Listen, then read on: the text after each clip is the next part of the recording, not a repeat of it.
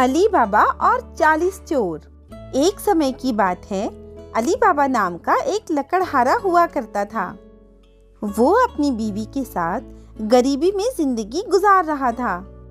अली बाबा अपने खच्चर को लेकर रोज जंगल में लकड़ियां काटने जाया करता था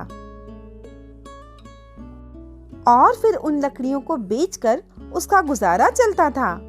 रोज की तरह ही आज भी उसने अपना खच्चर बांध दिया और लकड़ियां काटने लगा। तभी अचानक उसे कुछ आवाजें सुनाई देने लगी। वो बहुत सारे घोड़ों के टापों की आवाज थी। अली बाबा डर गया।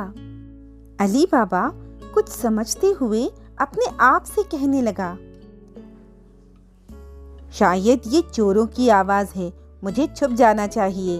अपने खच्चर को झाड़ियों में छुपाकर अली बाबा पेड़ पर चढ़ गया और छुपकर देखने लगा।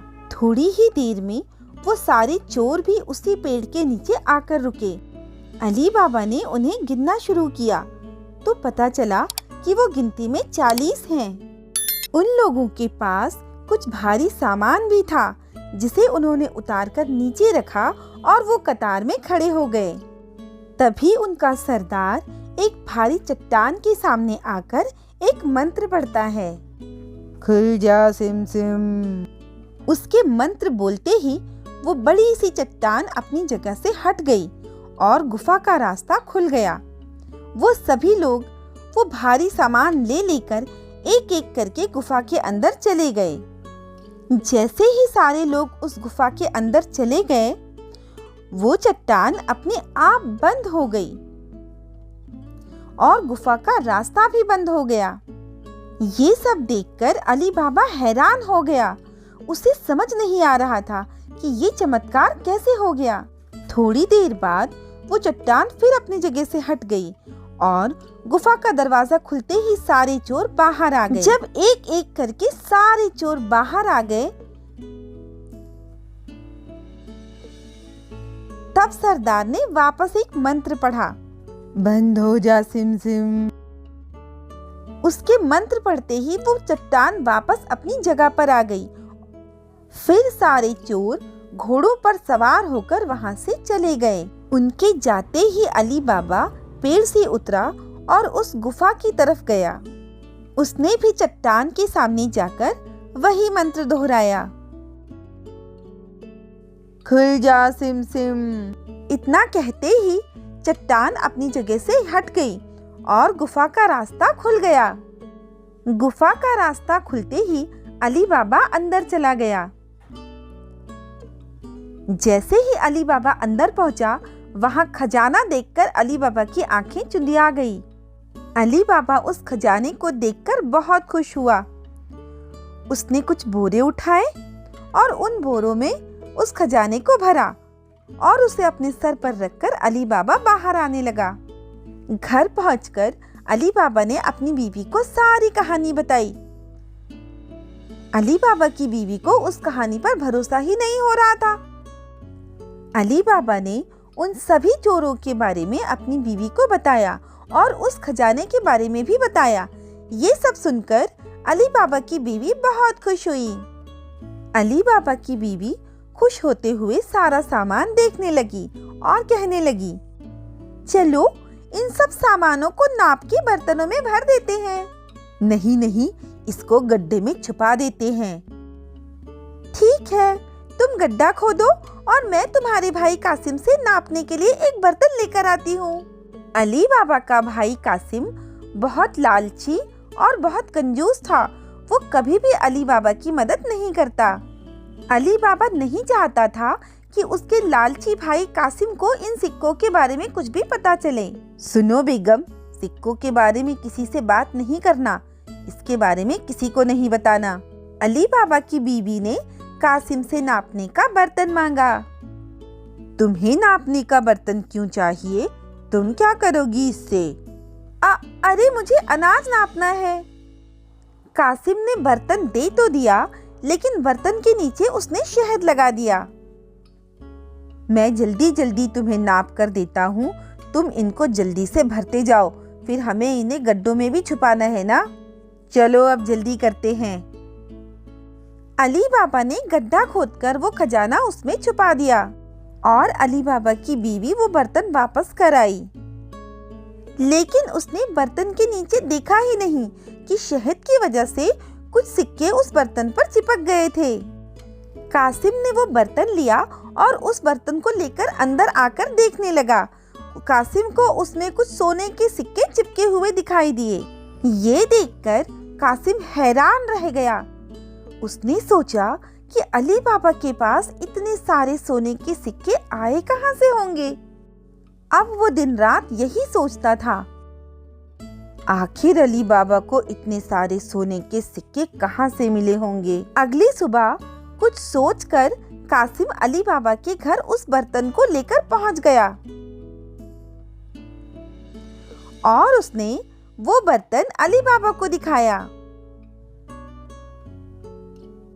अरे भाईजान, आप आइए अंदर, मैं आपको सारी बात बताता हूँ।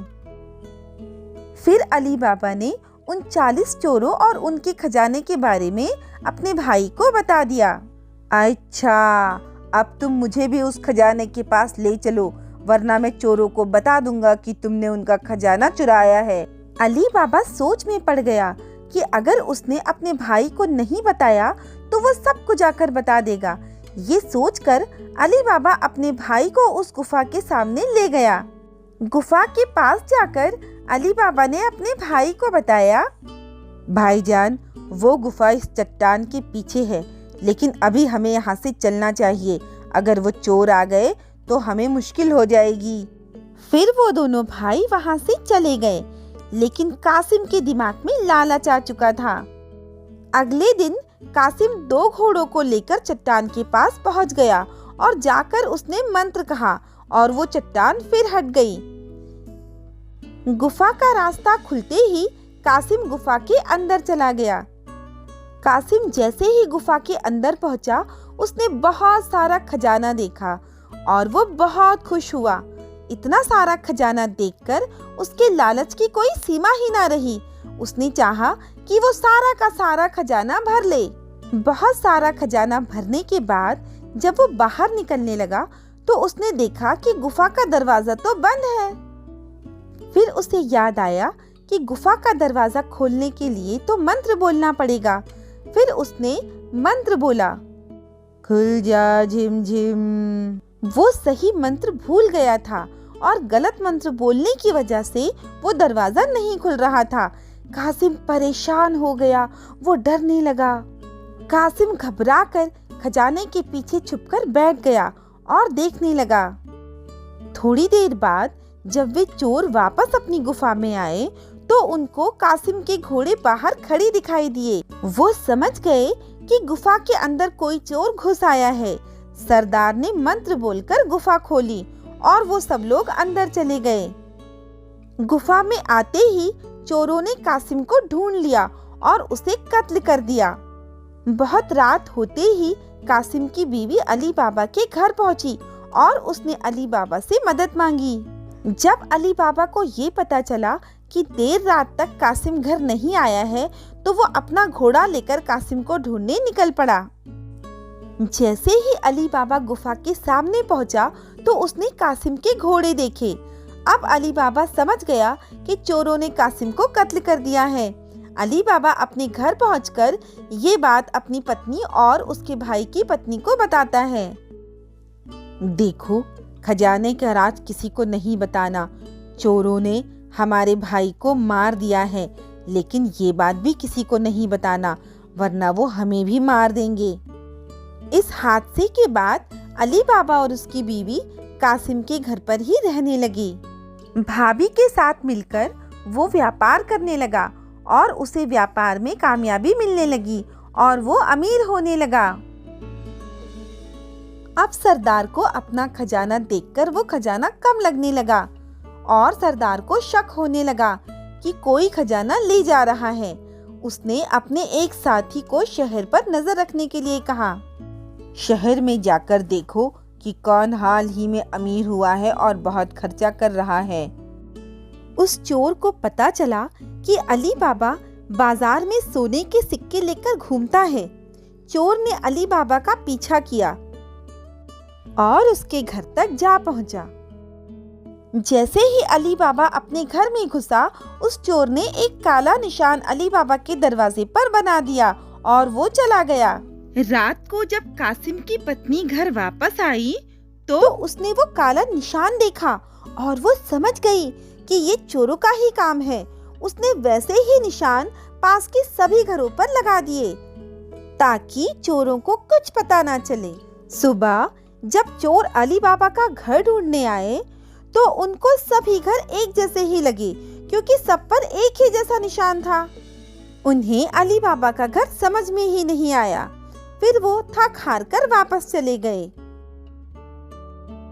लेकिन चोरों का सरदार बहुत जिद्दी था। उसने हुलिया बदलकर अली बाबा को ढूंढना शुरू कर दिया। एक दिन सरदार अली बाबा का पीछा करता हुआ उसके घर पहुंच गया। उसने अली बाबा के दरवाजे को खटखटाया। कौन है आप? क्या चाहिए आपको? मैं एक व्यापारी हूँ। मैं अपने साथ बहुत सारा तेल लाया हूँ। वो तेल बहुत अच्छा है। क्या आप खरीदेंगे मुझसे? क्या मैं वो तेल आपके यहाँ ले आऊँ? ठीक है, मैं वो तेल खरीद लूँगा। आज शाम को ही आप वो तेल मेरे घर ले आइए। शाम होते ही तेल के 40 मटके लेकर वो अली बाबा के घर पहुंच गया। अली बाबा ने उसकी खूब खातिरदारी की। जब वो लोग खाना खा रहे थे तो कासिम की बीवी अंदर जाकर उन तेल की कुप्पियों को देखने लगी। उसने देखा कि बर्नियों से कुछ आवाजें आ रही थी। वो चौंक गई। क्या हुआ? बाहर आ जाएं। नहीं नहीं, थोड़ी देर और रुको, सरदार आते ही होंगे। कासिम की बीवी समझ गई कि बर्नियों में तेल नहीं, चोर छुपे हुए हैं। कासिम की बीवी चोरों का इरादा समझ गई। उसने आग पर तेल गरम किया और तेल गरम करके उसने सारी कुप्पियों में डाल दिया। खौलता तेल कुप्पियों में जाने की वजह से चोरों की मौत हो गई और वो अपने इरादों में सफल नहीं हो पाए। देर रात सरदार चुपचाप से सबके सोने के बाद कुप्पियों के पास आया। अब तुम लोग बाहर निकल आओ। किसी ने भी जवाब नहीं दिया। सो गए हो क्या सबके सब? जब उसे कोई जवाब नहीं मिला तो वो सोच में पड़ गया और उसने बरनी को खोलकर देखा। उसके होश उड़ गए। सरदार समझ गया कि सारे चोर मारे गए हैं। अब वो डरकर भागने लगा, इस डर से कि कहीं वो भी ना मारा जाए। अगले दिन कासिम की बीवी ने अली बाबा को सारी बात बताई। अली बाबा बहुत खुश हुआ और वे सब चोरों से बिना डरे अपनी जिंदगी गुजारने लगे। तो देखा बच्चों, बुराई का अंजाम बुरा ही होता है।